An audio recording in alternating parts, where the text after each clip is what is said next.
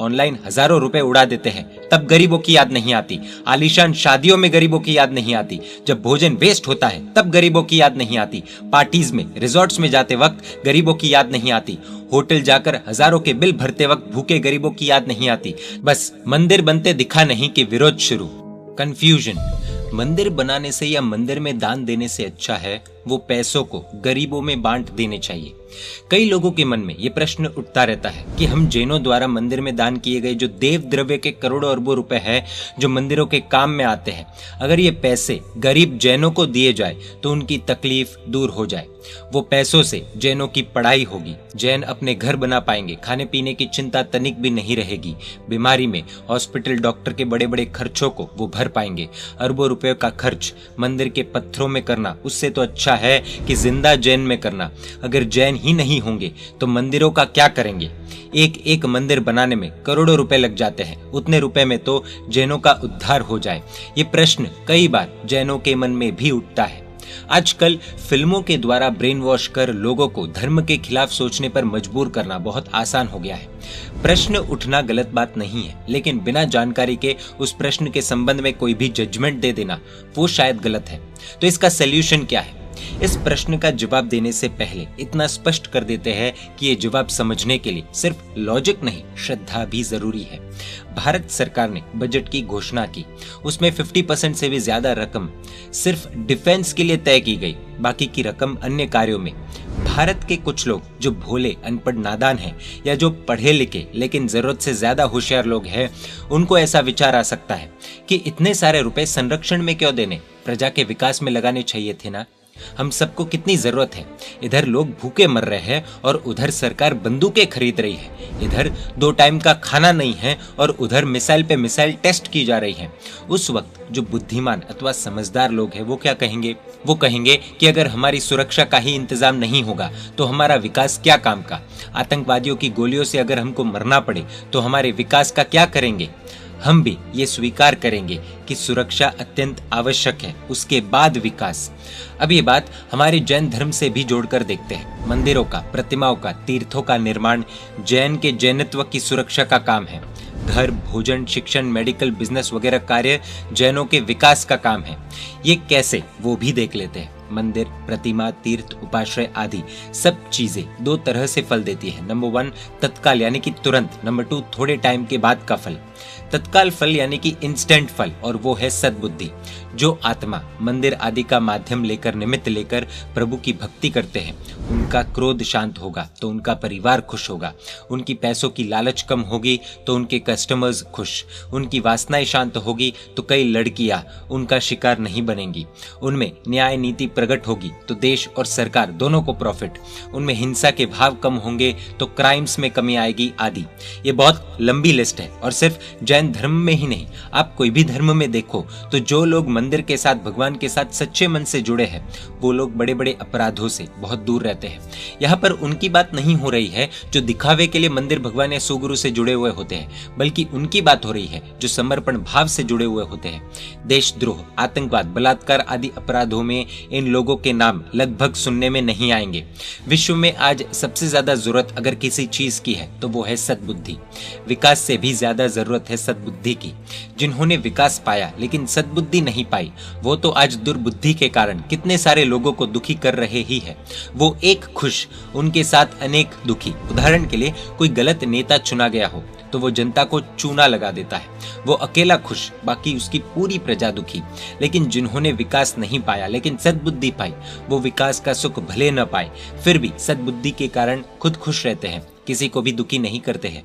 एक बार चेक कर सकते हैं, क्या कोई ऐसा प्रभु भक्त है जो आतंकवादी है? क्या कोई ऐसा प्रभु भक्त है जो बलात्कारी है? क्या कोई ऐसा प्रभु भक्त है जो देशद्रोही है? क्या कोई ऐसा प्रभु भक्त है जो लुटेरा, डॉन, गुंडा है? क्या कोई ऐसा प्रभु भक्त है जो खूनी है? फिर से क्लियर कर दे, यहाँ पर उनकी बात नहीं हो रही है जो ढोंग के रूप में प्रभु भक्त होते हैं।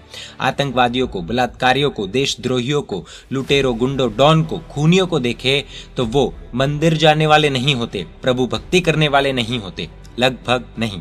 जवाब साफ साफ है, मंदिरों ने समाज को, देश को सुंदर एवं सज्जन इंसानों की भेंट की है।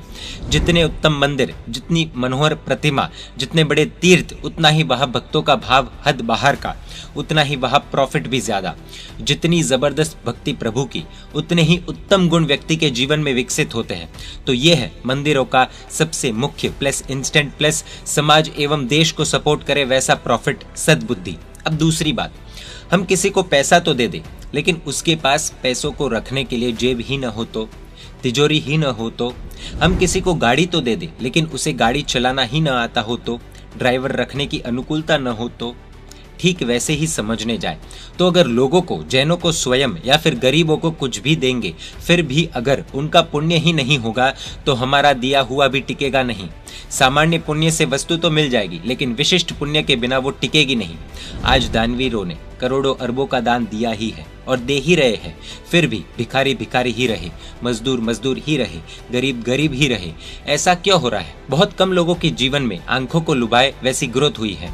यहाँ पर सुनने में कई लोगों को कड़वा लगेगा, लेकिन कर्म थियरी अप्लाई करनी ही पड़ेगी। हाँ, लेकिन हम ये नहीं कह रहे हैं कि दान नहीं देना चाहिए। यहाँ पर कहने का तात्पर्य अलग है। हमको चीज पुण्य से जोड़कर देखनी है। हजारों सीए बनते हैं, हजारों इंजीनियर्स, डॉक्टर्स बनते हैं, लेकिन सबका विकास समान नहीं है। कभी कभी दो व्यक्तियों की डिग्री एक जैसी, लेकिन दोनों के विकास में जमीन आसमान का अंतर दिखता है। इन सब का एकमात्र कारण है पुण्य कर्म, पाप कर्म। जिसका पुण्य जोरदार है वो यदि अनपढ़ हो तो भी पढ़े लिखे लोगों का मालिक बन जाता है। तकलीफ सिर्फ इस बात की है कि जैसे भोले लोग नहीं समझते हैं कि सुरक्षा की कीमत कितनी है और इसी कारण से वे विरोध करते हैं कि सुरक्षा में ही आधा से ज्यादा बजट क्यों, वैसे ही नादान लोग पुण्य पाप की महिमा नहीं समझते हैं, इसलिए वो विरोध कर देते हैं कि मंदिर वगैरह के पीछे अरबों का खर्च क्यों। वो नहीं जानते कि इसके पीछे अनेक गंभीर रहस्य छुपे हैं। अगर मंदिर बनेंगे तो लाखों लोग दर्शन, पूजा, भक्ति करेंगे। वो करने से शुभ भाव आएंगे, शुभ भाव से प्रचंड पुण्य का बंध होगा। वो पुण्य ही उनकी रक्षा करेगा, सुरक्षा करेगा। उनको विकास की प्राप्ति भी पुण्य से होगी, विकास की रक्षा भी पुण्य से ही होगी, और उसी व्यक्ति में गरीबों को दान देने की भावना भी जागेगी। कहने की जरूरत नहीं है, सिर्फ इतना समझ सकते हैं कि सबसे ज्यादा गरीब मंदिर के बाहर ही देखने को मिलते हैं, थिएटर या मॉल्स के बाहर नहीं। क्यों? क्योंकि उन गरीबों को भी पता है मंदिर आने वाला व्यक्ति ही दान देगा। उस गरीब को भी मंदिर में आने वाले व्यक्ति से ही दान की उम्मीद है। कई बार देखने को मिलता है कि बड़े बड़े बंगले में रहने वाले दुनिया के सामने पब्लिसिटी पाने के लिए कह देते हैं कि मंदिर बनाने की क्या जरूरत है, मंदिरों में पैसों को दान करने की क्या जरूरत है, वो पैसों को तो गरीब लोगों में बांट कर उनको दान देना चाहिए। उस लॉजिक से तो बड़े बड़े बंगले बनाने की क्या जरूरत है? व्यक्ति एक रूम के घर में भी तो रह सकता है, व्यक्ति 2 रूम के घर में भी तो रह सकता है। अरे लोग तो झोपड़ियों में भी तो रहते हैं। तो इस तरह से मंदिरों की आड़ में जो गरीब लोगों को दान देने की वकालत करते हैं, उन लोगों को सबसे पहले अपने घर बेचकर छोटे से घर में जाना चाहिए और सारा पैसा दान देना चाहिए। ऑनलाइन हजारों रुपए उड़ा देते हैं, तब गरीबों की याद नहीं आती। आलीशान शादियों में गरीबों की याद नहीं आती। जब भोजन वेस्ट होता है तब गरीबों की याद नहीं आती। पार्टीज में, रिजॉर्ट्स में जाते वक्त गरीबों की याद नहीं आती।